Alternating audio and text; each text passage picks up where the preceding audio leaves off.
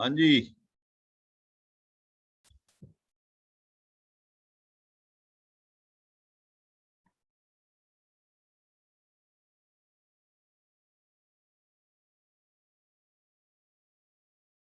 जी please बताएं जी।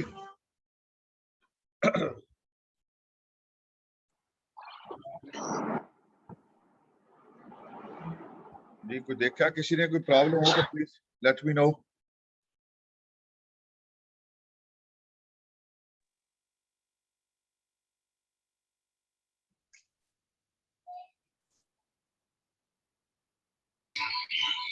उसको बता दें।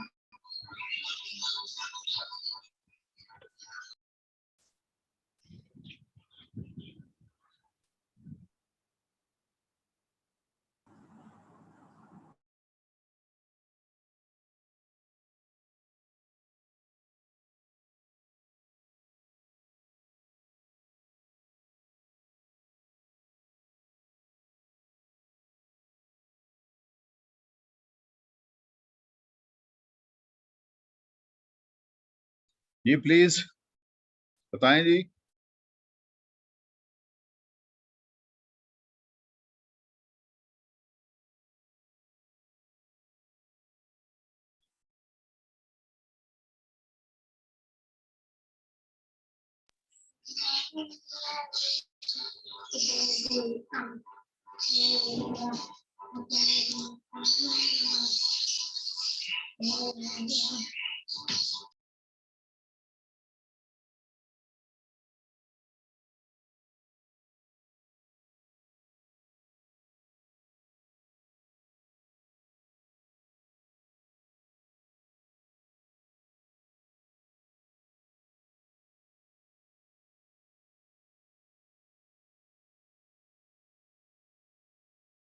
जी डॉक्टर उमर हयात साहब, आप कहाँ से हैं?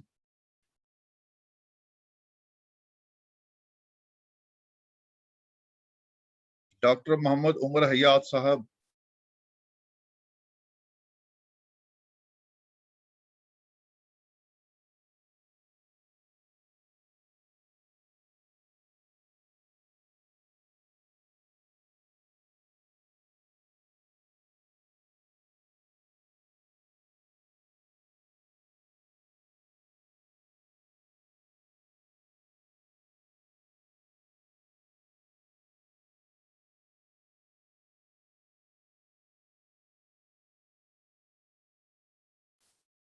अच्छा जी, ये तकरीबन ये डिफरेंट फार्म इम्प्लीमेंट्स थे जो कल हमने PC1 डिस्कस किया था।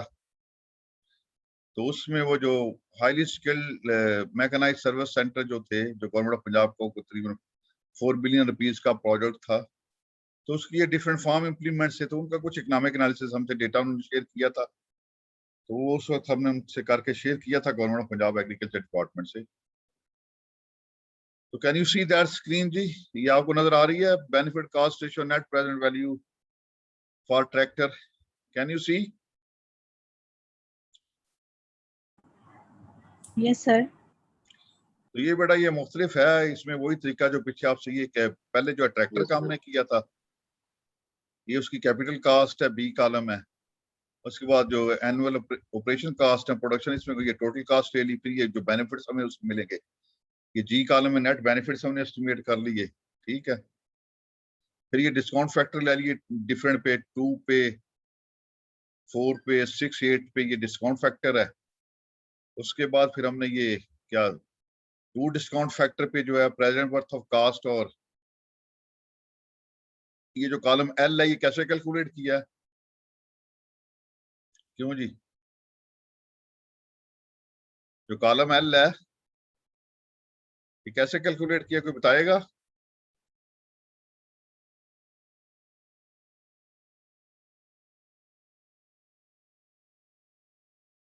इसमें डिस्काउंट फैक्टर जो है 2% पे है, वो कॉलम एच है, multiplied by column E total cast. ये जो प्रेजेंट वर्थ है ये कॉलम एल जो है।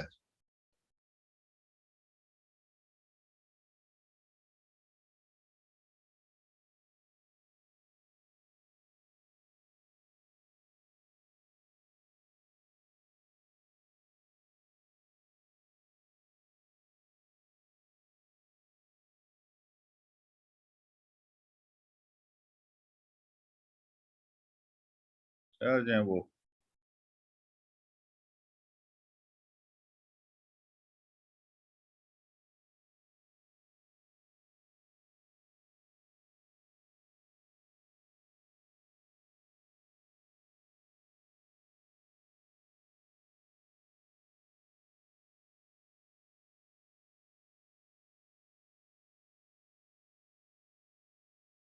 जी, तो मैं ये कह रहा था कि how we have calculated column L, ये प्रेजेंट वर्थ ऑफ कास्ट है। एच, कॉलम एच को मल्टीप्लाइड किया हमने कॉलम ई से, और ये हमारे पास है प्रेजेंट वर्थ ऑफ बेनिफिट्स की। ये कॉलम एच को मल्टीप्लाई किया हमने कॉलम एफ से, ये बेनिफिट स्ट्रीम से। तो ये हमारे पास कॉलम एम है, क्या से कहते हैं आप, प्रेजेंट वर्थ ऑफ बेनिफिट्स, और कॉलम एल है प्रेजेंट वर्थ कास्ट। ये नीचे बेनिफिट कास्ट रेशियो, ये BCR M16 sum of the present worth of benefits divided by the sum of the present worth of cost। ये 1 से 11 above है। NPV ये भी पॉजिटिव है। इसी तरह ये फिर हमने ये डिस्काउंट फैक्टर 4 पे अलग-अलग कैलकुलेट कर ली है। ये डिस्काउंट फैक्टर 6 पे भी BCR NPV भी कैलकुलेट कर ली है। तो ये तकरीबन ट्रैक्टर के लिए हमारे पास सारी BCR भी पॉजिटिव और NPV जो है वो भी पॉजिटिव है हमारे लिए। और पे बैक पीरियड यहाँ पे आ रहा है, सॉरी, अगर सिंपल विदाउट डिस्काउंटिंग करके ये कैलकुलेट करें तो वो भी हमारे पास 8.65 इयर्स है। तो IRR भी हमारे पास जो है वो 5.43 है। तो ये तो था हमारे पास ट्रैक्टर के लिए जो हमने एस्टिमेट की थी माय डियर। इसमें कोई प्रॉब्लम, कोई समझ ना आई हो तो प्लीज फील फ्री। क्यों जी? जी जी प्लीज। तो सर ये डिस्काउंट फैक्टर सर जो पहले आपने शीट शेयर किया उसमें सर 1 था, 3, 5 और 2। तो सर ये जो अभी ट्रैक्टर वाला आप अभी बता रहे थे सर, इसमें 2, 4, 6 है। तो सर ये डिस्काउंट फैक्टर, ये जो परसेंटेज है सर, ये कोई डिफाइन होती है या इसको हम किस तरह से ये हमें पता चलता है कि ये इतने नहीं, परसेंट है? ये गिवन होता है डिस्काउंट फैक्टर, कोई भी आप, मैंने कहा ना कि आप कैलकुलेट भी कर सकते हैं, ये गिवन होता है। अच्छा जी, गिवन होता है। ओके हाँ, ये सर। गिवन होता है, गिवन होता है। तो आप ये डिफरेंट डिस्काउंट फैक्टर्स पे एस्टिमेट कर सकते हैं। तो यहाँ पे हमने यही किया ना कि ये डिफरेंट डिस्काउंट फैक्टर्स पे ये एस्टिमेट जी किया। देखना 2 पे भी जी किया है, जी 4 सर, पे भी डिफरेंट किया, पे, हाँ 6, 8 पे, सब पे हमने ये जी। कैलकुलेट करके देख लिया। BCR और NPV सब पे हमारे पास पॉजिटिव ही आ रहा है ना।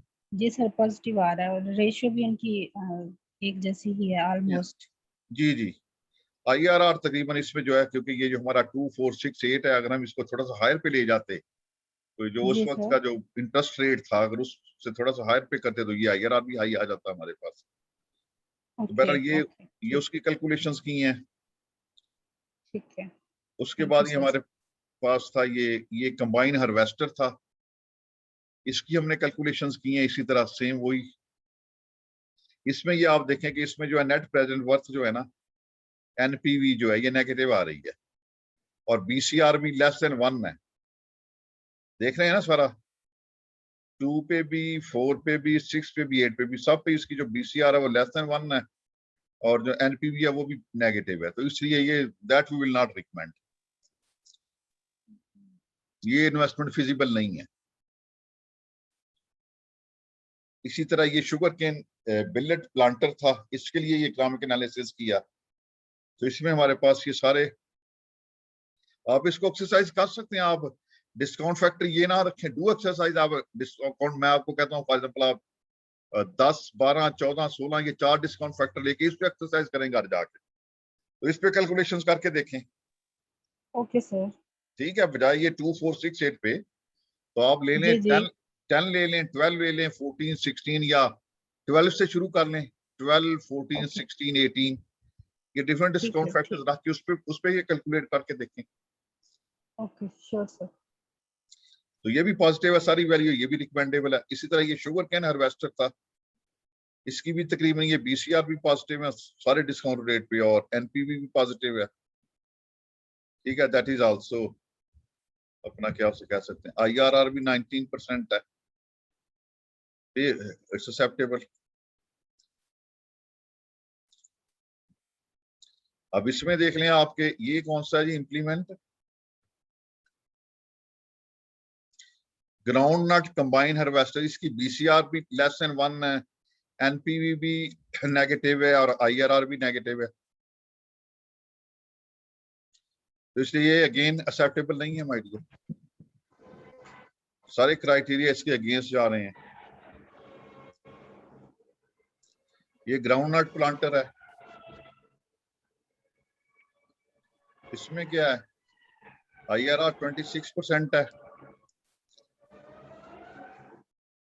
BCR भी 1 से अबव है और जो NPV है वो भी पॉजिटिव है, दैट इज आल्सो एक्सेप्टेबल है। ये कौन सा है जी, रिपेयर बाइंडर, इसमें क्या आ रहा है,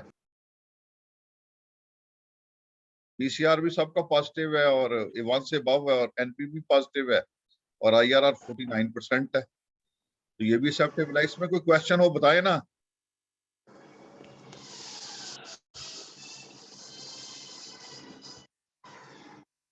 ये कौन सा है जी, ये है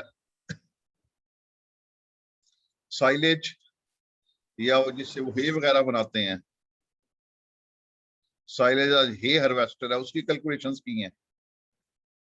इसमें IRR नेगेटिव है, BCR भी लेस देन 1 है, NPV लेस देन क्या से नेगेटिव में है, तो ये it's not recommendable.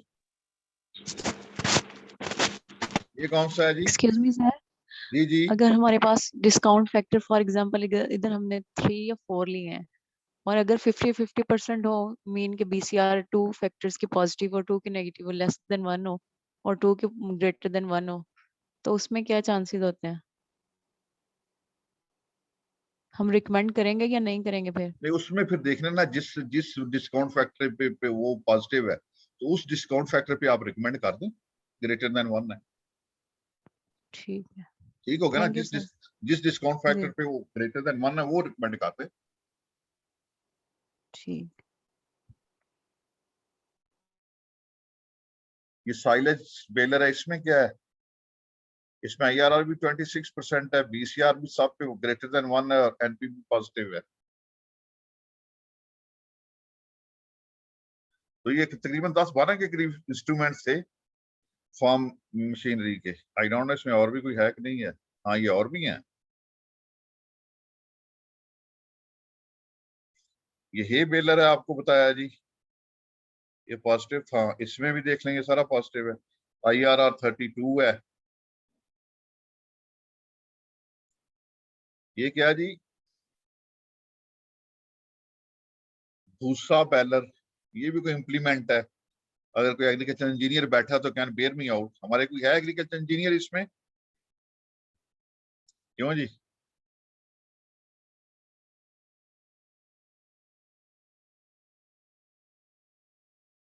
Ji doctor साहब, ये एक्चुअली भूसा बेलर मतलब चैफ जो होती है वीट वगैरह की, उसको बेल आउट करने के लिए जो उसको गठनियां बनाते हैं वो होता है अच्छा चैफ। अच्छा, वीट स्ट्रा जो थ्रेशिंग के बाद बचता है ना, उसके और बेल ये होता है। तूड़ी वगैरह बनाई दी है, तूड़ी कोई कह रहे हैं ना भूसा। अच्छा अच्छा अच्छा, ठीक ठीक, तो इसमें भी BCR NPV सब पॉजिटिव है माय डियर।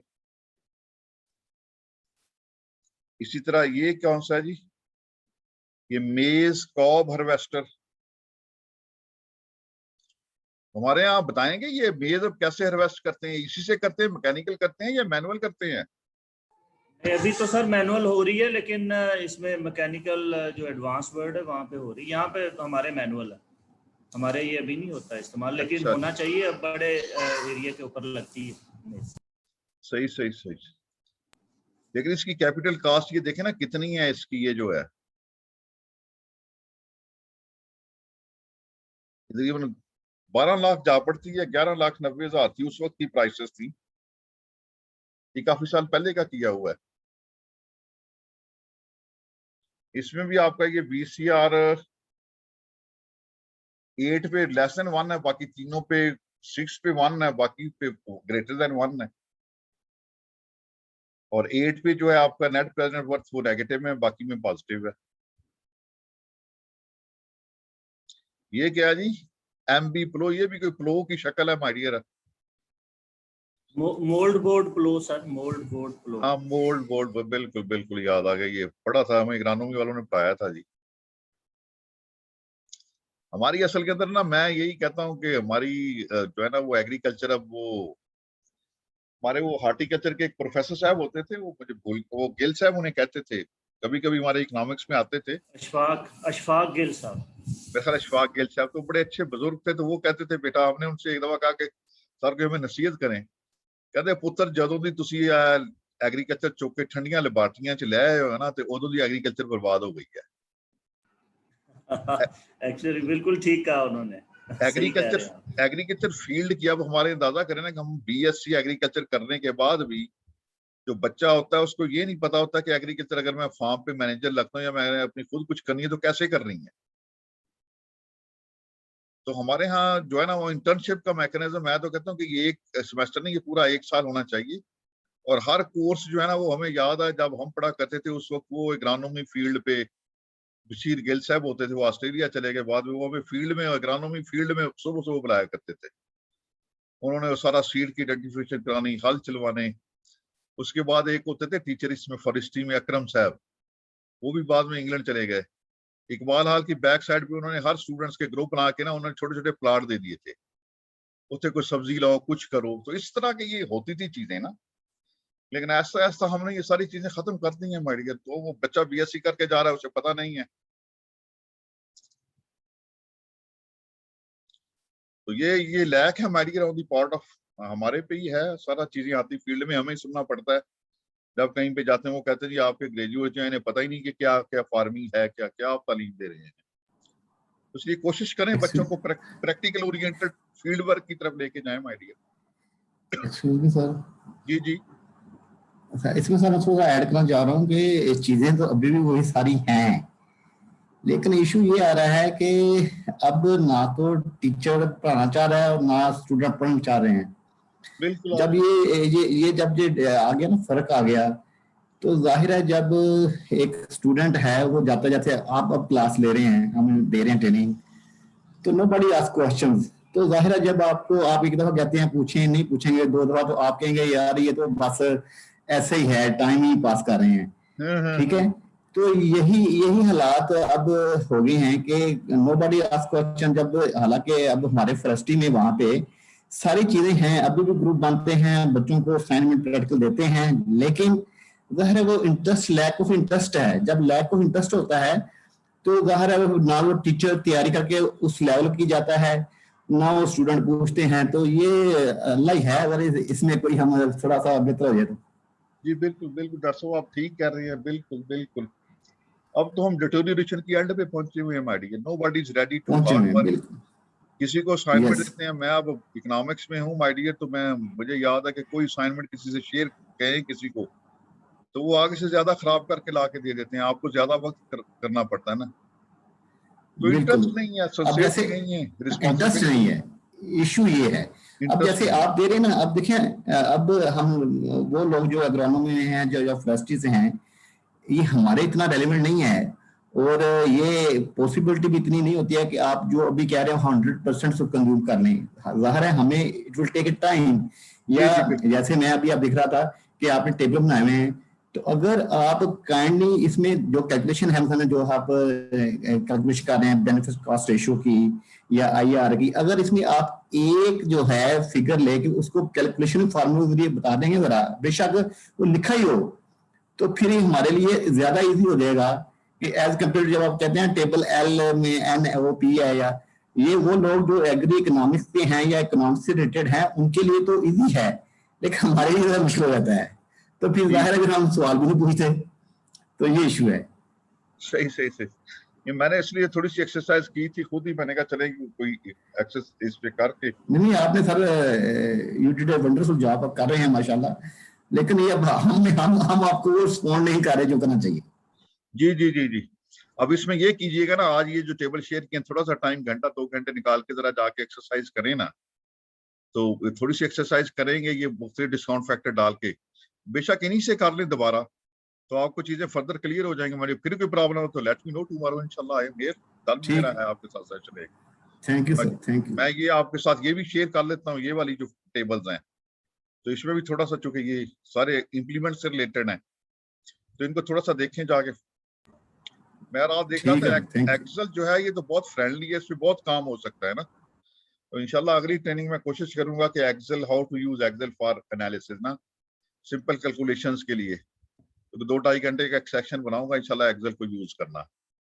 तो इससे ये बड़ा हेल्पफुल प्रोग्राम है हमारे लिए। ये हाइड्रोलिक डिस्क हैरो है जी, तो इसमें भी तकरीबन ये सारी पॉजिटिव वैल्यूज ही हैं।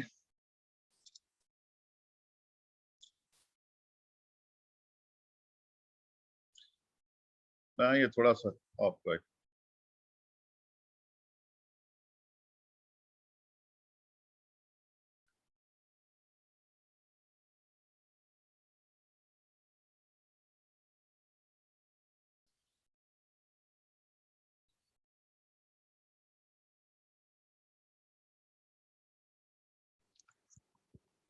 एक्सक्यूज मी सर, जी ये जी जो जी हम please। डिस्काउंट फैक्टर्स सिलेक्ट कर रहे हैं 2%, 4% पे, ये सारे इंस्ट्रूमेंट के लिए हमें एक वन स्टेबल डिस्काउंट फैक्टर लेना होता है या किस सभी इंस्ट्रूमेंट्स के लिए वेरी कर सकते हैं? वेरी कर सकते हैं, इट्स ओपन, कोई जरूरी नहीं है भी एक ही रखें आप। ठीक है। असल में ये होता है कि आपने अपना इकोनॉमिक एनालिसिस ये जो इस तरह करनी होती है, आपने PC1 के अंदर रिफ्लेक्ट करनी होती है, आपका केस स्ट्रांग हो तो जिसमें आपको ज्यादा BCR और NPV वैल्यूज पॉजिटिव आती हैं, तो आप वो वैल्यू वो रिफ्लेक्ट करें अपने PC1 मैनुअल के अंदर, ताकि आपका केस स्ट्रांग हो माय डियर, कि ठीक है जी इन्होंने इकोनॉमिक एनालिसिस भी किया है, उसकी वैल्यू भी पॉजिटिव आ रही है। वो जब डिस्कस होता है PC1 के अंदर तो कई चीजें कंसीडर होती हैं। मैंने कहा ना कि स्टेट लेवल पे जब भी ये मीटिंग्स होती हैं, जो मेरा एक्सपीरियंस शो करता है, तो उसमें ज्यादातर चीज ये PC1 के अंदर ये देखी जाती है कि इसका जो सिटिंग गवर्नमेंट है उसको पॉलिटिकल गेन कितना होगा ना, कोई भी इंटरवेंशन वो कर रहे हैं तो उससे पॉलिटिकल गेन कितना वो लेते हैं ना, तो ज्यादा फैक्टर वो इसको कंसीडर करते हैं। पॉलिटिकल इकोनॉमी और डेवलपमेंट प्रोजेक्ट्स एक वर्ड हम यूज करते हैं, साफ जरा वो जो भी एक गवर्नमेंट अपना मैंडेट लेके आई होती है, that government is responsible to the general masses, अपने वोटर्स को। तो गवर्नमेंट की कोशिश यही होती है कि वो प्रोजेक्ट्स अंडरटेक करें जिससे ज्यादा से ज्यादा जो है ना वो क्या उसे कह सकते हैं लोगों को बेनिफिट हो। इसी तरह जब मैं let me share with you my experience, मेरे पास एक प्रोजेक्ट आया when I was in PND, ये अपना क्या उसे कहते हैं Khwaja Ghulam Farid university, Rahim Yar Khan, Khwaja Ghulam Farid university of engineering and information technology बनी है। Yes sir. तो इसमें इन्होंने कहा जी कि वहाँ हमारे पास जो है ना वो आपको पता है कि जो हमारे एग्रीकल्चर वाले हैं इनको पता है कि वहाँ पे जो कॉटन रिसर्च इंस्टीट्यूट है, तो वो सारे का सारा इन्होंने वहाँ पे उसकी बिल्डिंग ली, उसकी लैंड ली, और वो जो कॉटन रिसर्च इंस्टीट्यूट है उसको सारा नई बिल्डिंग बनी, वो सारी वो खानपुर 7 या 40 किलोमीटर पे तहसील है, तो वो वहाँ पे शिफ्ट कर दिया। वहाँ पे नई बिल्डिंग बनी, उसकी लैब्स बनी, रेजिडेंशियल एरिया बना, वो सारा oil seed research, oil seed and sugar cane Kharpur में था, तो रहीम यार खान से कॉटन भी शिफ्ट कर दिया। जब मेरे पास PC1 आया तो मैंने उसमें जरा एफर्ट की, सारा पढ़ा, उसका केस बनाया। तो मैंने जो मेरे इलाके के जो ये अपने लोग थे MP MNA, उनको भी बुलाया अपने ऑफिस, तो I give them the presentation. मैंने कहा जी आप ख्वाजा फरीद यूनिवर्सिटी बनाएं, लेकिन लेट्स क्या पॉलिटिकल इकोनॉमी आपको बताने लगा हूं कि how the political economy of development projects होती है। मैंने कहा जी आप कॉटन रिसर्च इंस्टीट्यूट को डिस्प्लेस ना करें, आप इसको एक स्पेसिफाई यूनिवर्सिटी ना करें, Khwaja Farid information technology engineering ना करें, इसको एक जनरल यूनिवर्सिटी बना दें डिस्ट्रिक्ट पे, ख्वाजा फरीद यूनिवर्सिटी, और इसके अंदर फैकल्टीज बना दें, इसमें BS एग्रीकल्चर भी शुरू करें, और जो हमारा कॉटन रिसर्च का वहां पे सेटअप है रिसर्च स्टेशन का, BS एग्रीकल्चर की क्लासेस आप वहां पे शुरू कर दें, लैब्स भी हैं, बिल्डिंग, हर चीज इंफ्रास्ट्रक्चर है। तो जो है वो रिसर्चर्स भी हैं वहाँ, तो BS की क्लासेस वहां पे शुरू करें। और इसी तरह ख्वाजा अपनी इस्लामी यूनिवर्सिटी भावलपुर का सब कैंपस है बना हुआ रहीम यार खान के अंदर, तो जहाँ पे ये फिजिक्स केमिस्ट्री जो बेसिक साइंस वगैरह हो रही हैं डिग्रियां, तो उसको आप खत्म करें और उसको ये इसकी ख्वाजा फरीद यूनिवर्सिटी का पार्ट बनाए। वो बिल्डिंग भी बनी हुई है, आपको जाना नहीं पड़ेगा इंफ्रास्ट्रक्चर की तरफ, ब्रिक एंड मॉर्टर की तरफ। इसी तरह एक इंजीनियरिंग स्वीडिश कॉलेज है पुराना बना हुआ वहां पे टेक्निकल, उसको अपग्रेड करके इंजीनियरिंग कॉलेज बना दें, उसको इसके साथ अटैच कर दें।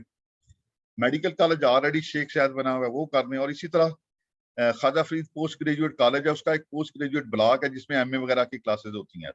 तो सोशल साइंसेज फैकल्टी के लिए वो जो है वो इसके साथ अटैच करें।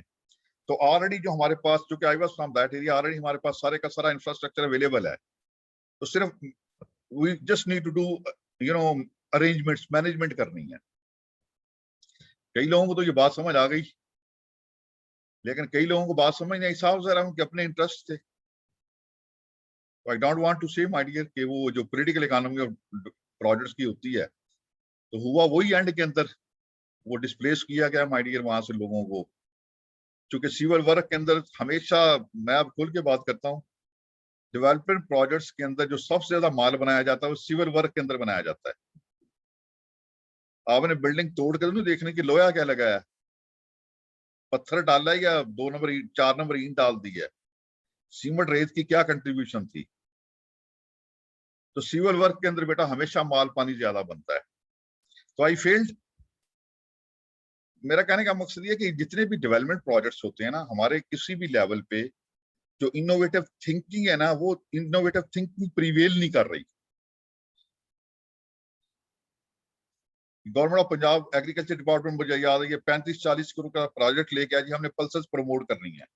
तो मैंने सिर्फ बोर्ड के अंदर ये क्वेश्चन कर दिया कि मैंने कहा जी क्या पल्सेस प्रमोट करनी है, तो why state intervention is required. ये तो मार्केट का मैकेनिज्म है, मार्केट सपोर्ट करेगी तो फार्मर पल्सेस की तरफ आएगा।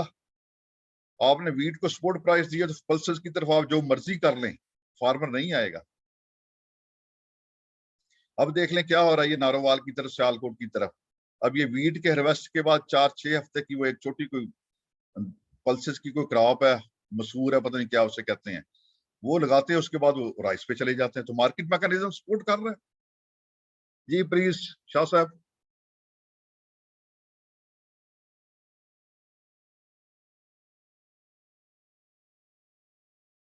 जी शाह साहब कुछ कहना चाह रहे हैं? सैयद असगर अली शाह साहब। तो इसलिए मैं मेरा कहने का मकसद ये कि ये जितने भी प्रोजेक्ट्स आते हैं ना, अगर इन प्रोजेक्ट्स पे अगर आप डिबेट ओपन कर दें ना, तो यकीन जाने बहुत ज्यादा जो है गवर्नमेंट अपना पैसा बचा के वो कहीं और लगा सकती है। और प्रोजेक्ट्स होता इन्वेस्टमेंट प्राइवेट सेक्टर की है, लेकिन उसमें गवर्नमेंट अपना आ रही होती है। तो वही पैसे बचाएं। वो वाटर सैनिटेशन का इस गवर्नमेंट का इश्यू है। अभी रात मेरा एक स्टूडेंट है बेचारा भावन नगर से, ये डिप्टी डायरेक्टर था PND cell Punjab government agriculture department में, बैसात, ही डाइड। उसका किडनी ट्रांसप्लांट 2003 में हुआ था। वो भावन नगर के इलाके में चले जाए, यकीन जाने पूरे डिस्ट्रिक्ट का नीचे का पानी फिट नहीं है ह्यूमन हेल्थ के लिए। तो इमीडिएट जो सेक्टर है वो हेल्थ का है, वो एजुकेशन का है, वो वाटर एंड सैनिटेशन का, people they are first my dear. हम ब्रिक एंड मॉर्टर पे इतना पैसा जाया कर रहे हैं कि बिल्डिंग्स खड़ी हैं, उनका फायदा ही कोई नहीं है। अब टेक्नोलॉजी ने तो ये चीजें एरोड कर दी है माय डियर। अब आप देख लिया, आप कोई पिशावर बैठा है, कोई कोयटा बैठा है, कोई कहाँ बैठा, हम ये सारा ये प्रोग्राम कर ही रहे हैं। तो डिजिटलाइजेशन तो एरोड कर रही है चीजों को। तो इसलिए कहीं पे भी मुझे जो है ना, जब मैं पीएनडी में था, जितने भी पीसीओ आते थे वो इनोवेटिव थिंकिंग नहीं नजर आती थी, बस वो पोलिटिकली सपोर्टेड प्रोजेक्ट्स होते थे कि जी ये कर दें, ये अपना फ्लाईओवर बना दें जी, ये ब्रिज बना दें जी, ये सड़क बना दें जी। हालांकि जो पाकिस्तान की इकोनॉमी का मसला सिर्फ मैनेजमेंट का है। सड़कों पे रश शहरों के तो सुबह 1-1.5 घंटा होता है और शाम को 1-1.5 घंटा होता है। तो मैनेजमेंट का इश्यू नहीं है। वो हमने ब्रिज भी बना दिए, सड़कें भी चौड़ी कर दी, दरख्त भी काट दिए, लेकिन ट्रैफिक फिर ब्लॉक है my dear. It's simple management issue. Brick and mortar, लोहा सीमेंट लगा लगा के हमने अपने शहरों को गर्म कर दिया, दरख्तों को उजाड़ दिया माय डियर। लाहौर की देख लें, मेरे और आपके सामने हमने क्या हालत कर दी है। लाहौर बागों का शहर था माय डियर।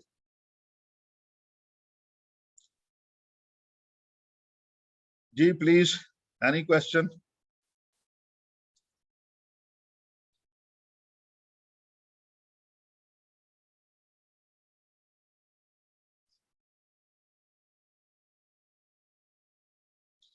कोई नहीं है जी। Assalamualaikum, sir. जी जी प्लीज। अस्सलाम। Sir, मेरा नाम आमना है. Can you give a quick overview, sir? दोबारा से थोड़ा सा रिवाइज करवा सकते हैं काइंडली टेबल, ताकि हमें भूले ना. सर एक मैं छोटा सा क्विक. ठहर जाए बेटा।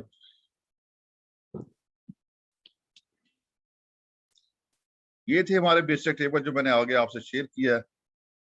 इसमें हमने ये नेट प्रेजेंट वैल्यू पहले एस्टिमेट किया था। ये कॉस्ट मैंने कहा था कि ग्रास कॉस्ट और ग्रास बेनिफिट ही 2 कॉलम में चाहिए होते। बाकी डिस्काउंट फैक्टर चाहिए, प्रेजेंट वर्थ कैलकुलेट करनी है, discount factor multiply by grass cost by grass benefits.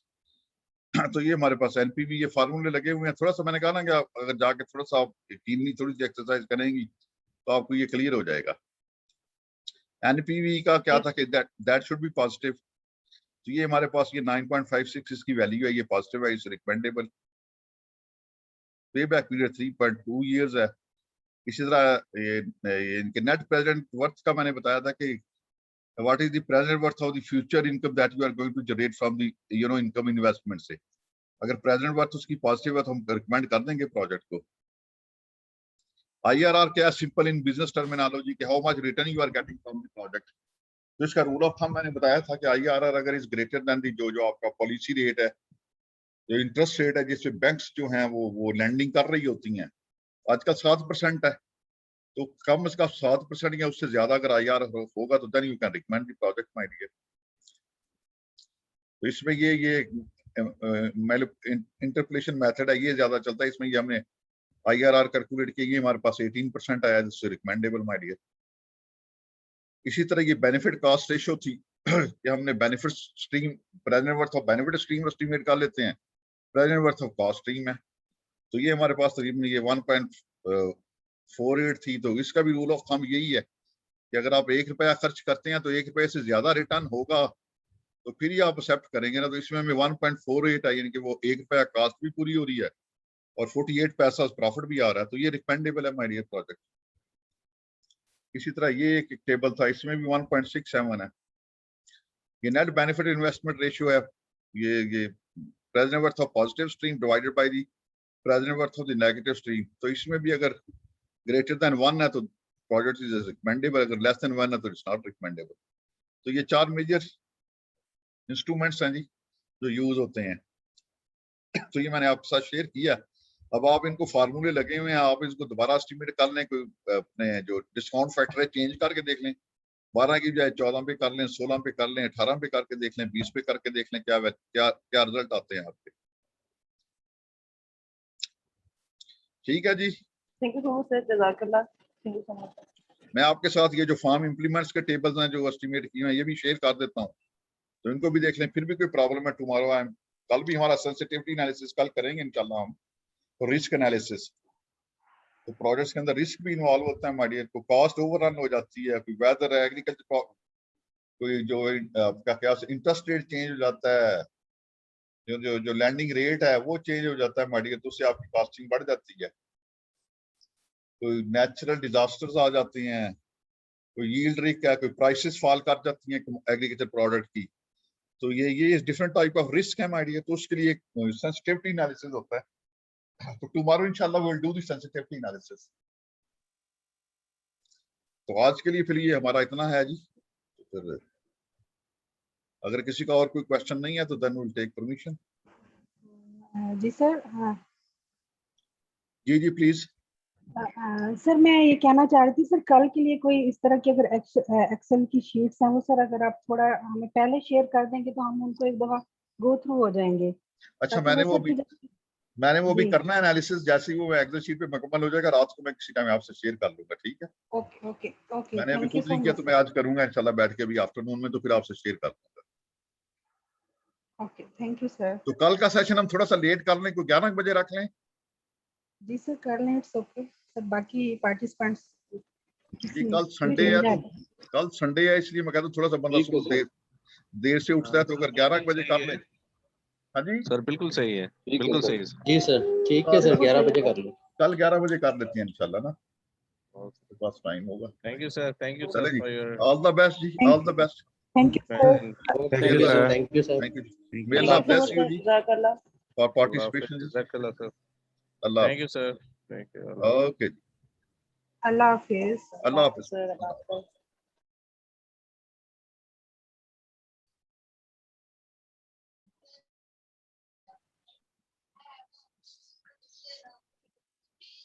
Allah Hafiz. Allah Hafiz ji. Allah Hafiz.